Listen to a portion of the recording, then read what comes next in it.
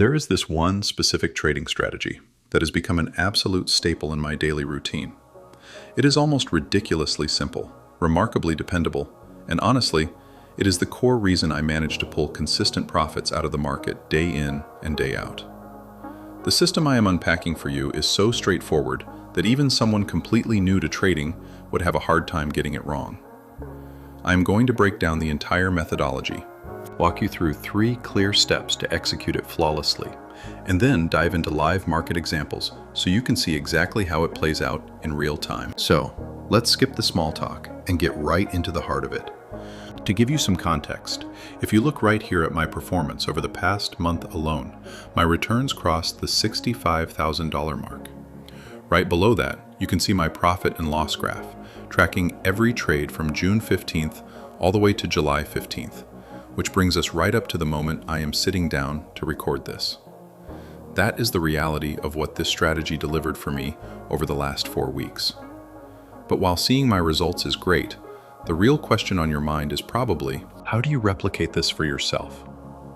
That is precisely what I am pulling back the curtain on today. My main goal is to show you how to secure steady trading profits by utilizing a straightforward, time-tested approach, specifically within the very first 2 hours of the market opening.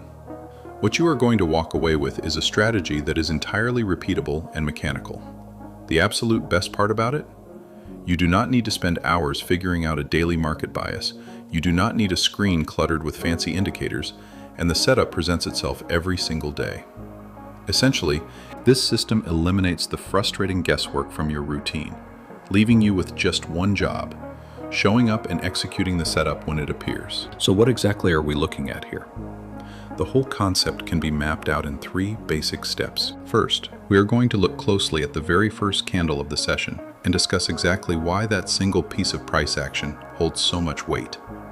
We will cover the different time frames you can utilize, whether that is the 1-minute, 5-minute, or 15-minute charts, and explore the various entry models at your disposal, including direct breakouts, break and retest plays, or even reversal setups. We will also touch on the specific confluences, the overlapping technical factors that you can layer on top to turn these into incredibly high probability trades. From there, we will pinpoint exactly where to place your entries, where to tuck your stop losses, and how to set your profit targets. Finally, we will run through real-world chart examples so you can see how to manage these positions dynamically as the market moves. At its core, this strategy relies on trading within established ranges. To visualize this, imagine I have marked out the absolute highest boundary and the lowest boundary of a price movement on my chart. These represent my range high and range low, which serve as our key external levels. Now, as you can see in this particular scenario, we are dealing with a massive range. Trying to trade inside a massive boundary like that can be incredibly messy and difficult, especially when the price action is stretched wide. So where should we actually be shifting our focus? Instead of getting lost in that overwhelming, large-scale range, we want to zoom in entirely on the very first candle that forms when a new market session kicks off. We throw away the macro view and simply mark the high and the low of that single opening candle. By doing this, we establish our opening candle high and our opening candle low, creating what we call the opening range. This area is incredibly vital because the opening moments of any new trading session are flooded with a massive surge of liquidity and volume. Because of that concentrated activity, these exact boundaries become the primary zones where we hunt for our highest quality trading opportunities. Naturally, the next logical question is, which market sessions should we actually care about? Generally, you have the London session, the New York session, and the Asian session. If you are trading stocks, forex, or futures, these are the 3 major pillars that rotate around the clock. Personally, I view the London session as the pre-market or after-hours warm-up, the New York session as the main event during official market hours, and the Asian session as the late after-hours environment. While all 3 have their place, the New York session is my absolute go-to. It rings the bell at 9:30 a.m. Eastern Standard Time, and the reason I focus heavily on it is because it commands the absolute highest levels of volatility and liquidity. That concentrated volume makes it the premier environment for tracking an opening range. You can certainly apply these same principles to London or Asia, but in my experience, New York is the gold standard for marking out that first candle and letting the strategy do its work. Once we know which session we are targeting, our immediate task at 9:30 a.m. Eastern Standard Time is to plot our lines. The moment that first candle prints, we lock in its highest and lowest points. That brings us to selecting the right time frame. We have the choice between the 15-minute, the 5-minute, and the 1-minute charts, which are universally the most effective periods for defining an opening range. Anything higher than a 15-minute chart usually leaves you with a range that is simply too wide to risk against efficiently.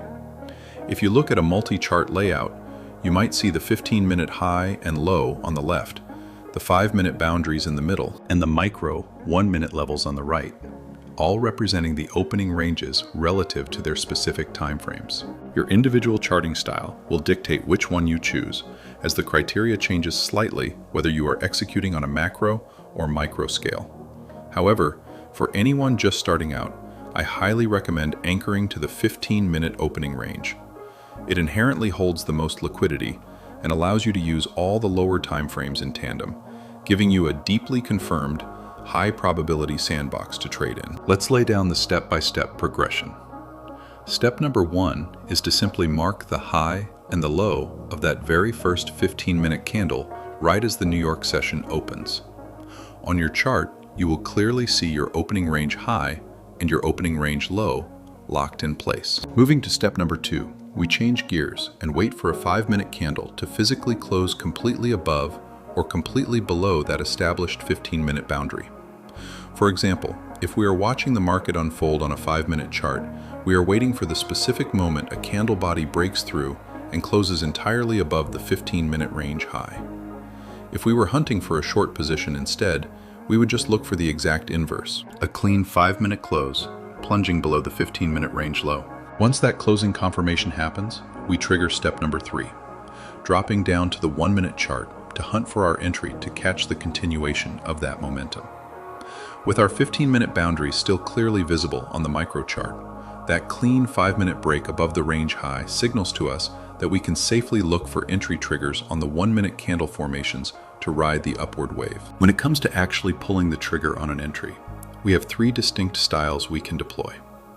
The first approach is the classic breakout, often called the opening range break.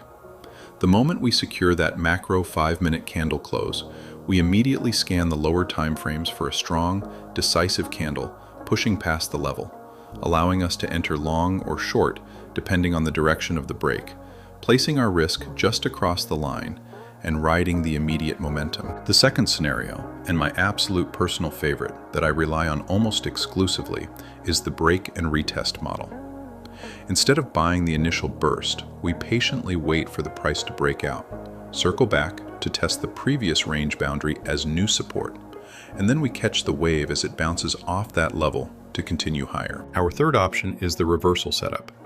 This is a critical pattern to keep in your back pocket, because if an opening range break fails to hold momentum and the price aggressively slips back inside the boundaries, it often sets up a clean retest from the inside, triggering a powerful move in the complete opposite direction. If you want a deep, dedicated breakdown on how to master those specific reversal plays, let me know down in the comments, and I will put together a full guide on trading failed opening ranges. Now that we have walked through the core mechanics, the 3 entry variations, and the execution steps, let's pivot to some real-world chart examples so you can see exactly how this logic breathes in live market conditions and how you can manage your risk safely.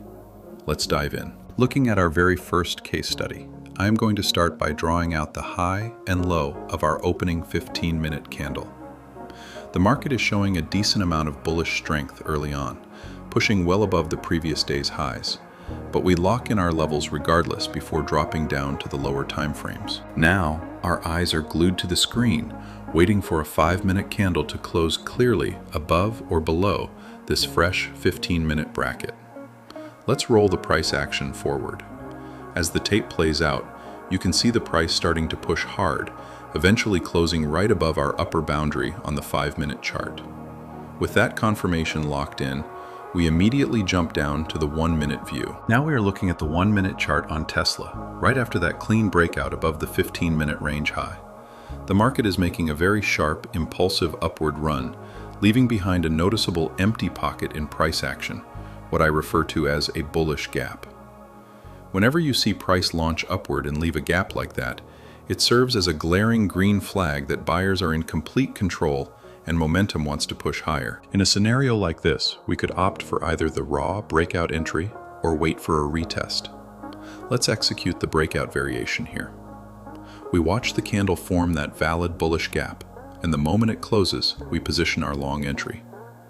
We tuck our stop loss safely just below the second candle that created the gap, and we project a clean, fixed 1 to 2 risk to reward target to the upside. As the trade plays out on Tesla, the market delivers a massive, clean extension right out of that 15-minute range, smoothly hitting our target on the continuation.